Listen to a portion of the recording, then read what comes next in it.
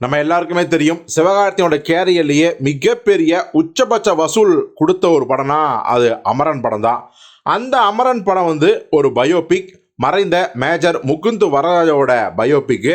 So அவர் வந்து பார்த்தீங்கன்னா தன் நாட்டுக்காக, அதாவது நம்ம இந்திய நாட்டுக்காக தன் உயிரையே வந்து தியாகம் செய்தார். அந்த கதாபாத்திரத்தை தான் சிவகார்த்தி நடிச்சிருந்தார். ஸோ அதனாலேயே படத்தோட நெகட்டிவ் கிளைமேக்ஸை வந்து எல்லாராலையும் ஏற்றுக்கொள்ளப்பட்டுச்சு. படமும் அமோக வெற்றி.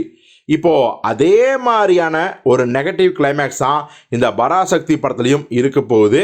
அதற்கு காரணம் அமரன் மாதிரியே இந்த பராசக்தி படமும் ஒரு பயோபிக் தான். அப்போது யாருடைய பயோபிக் அப்படின்னா, அண்ணாமலை பல்கலைக்கழகத்தில் படித்த ஒரு மாணவர், அவர் பெயர் ராஜேந்திரன், அவருடைய பயோபிக் தான் இந்த பராசக்தி அப்படிங்கிற விஷயம் தெரிய வந்திருக்கு.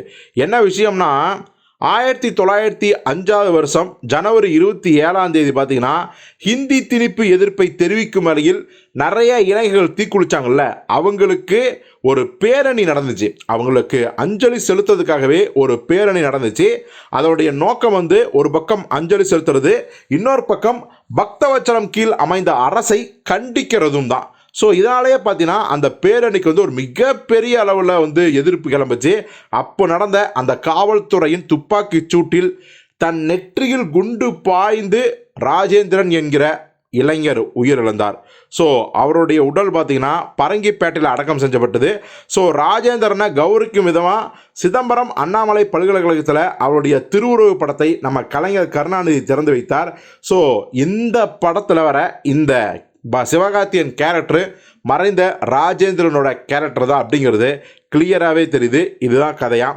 ஸோ அமரன் படத்தோட கிளைமேக்ஸில் எப்படி சிவகார்த்தியன் இறந்து போயிடுவாரோ அதே மாதிரி தான் இந்த பராசக்தி படத்தோட கிளைமேக்ஸ்லையும் நடக்க போகுது. ஸோ இந்த நெகட்டிவ் கிளைமேக்ஸ் அமரன் படம் மாதிரியே சிவகார்த்தியனுக்கு பாசிட்டிவாக அமைந்து மிகப்பெரிய வெற்றியை இந்த படம் பெறுதா இல்லையா அப்படிங்கிறத பொறுத்து பார்ப்போம்.